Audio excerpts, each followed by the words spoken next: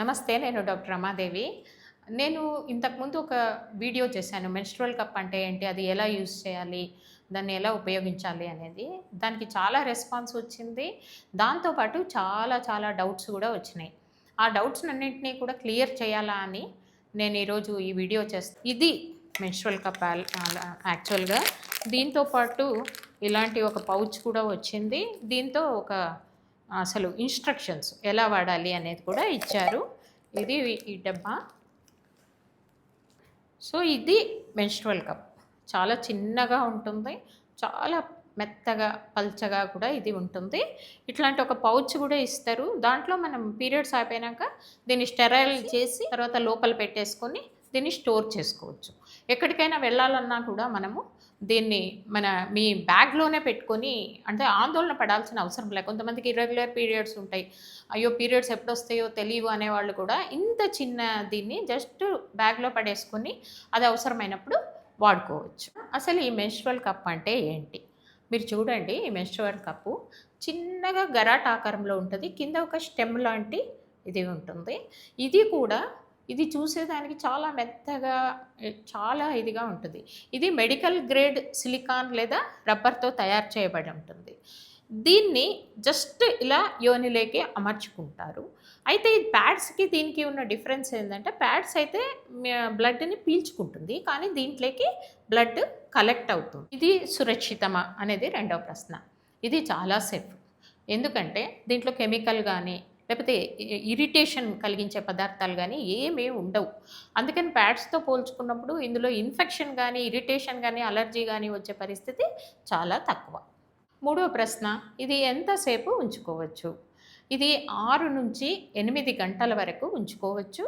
ఒక్కొక్కసారి 12 గంటలు కూడా ఉంచుకోవచ్చు, మన ఫ్లోని బట్టి. కానీ ఒకటేంటంటే, కనీసం రోజులో 2 సార్లు దీన్ని తీసి కడిగేసి మళ్ళీ పెట్టుకోవాల్సిన అవసరం ఉంటుంది. ఇక మూడో ప్రశ్న, కొంతమంది అడుగుతున్నారు ఇది లోపల ఇరుక్కుపోతే ఏమవుతుందని. ఖచ్చితంగా ఇది ఇరుక్కోదు.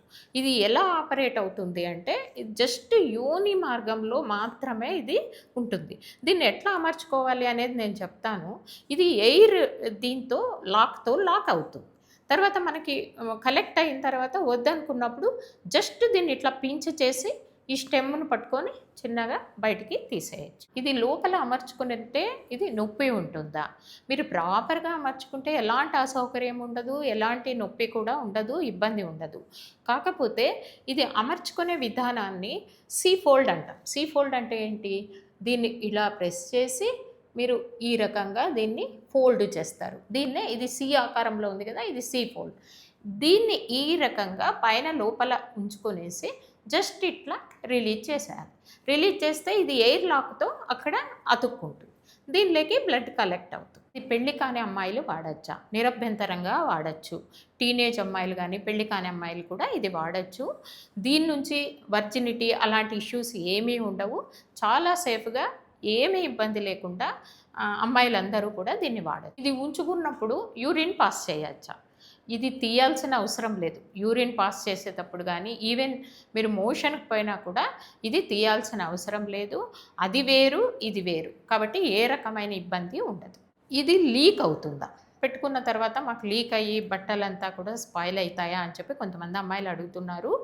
ఇది మీరు ప్రాపర్‌గా పెట్టుకొని ఎయిర్ లాక్ అయితే ఇది లీక్ అయ్యే అవకాశం లేదు.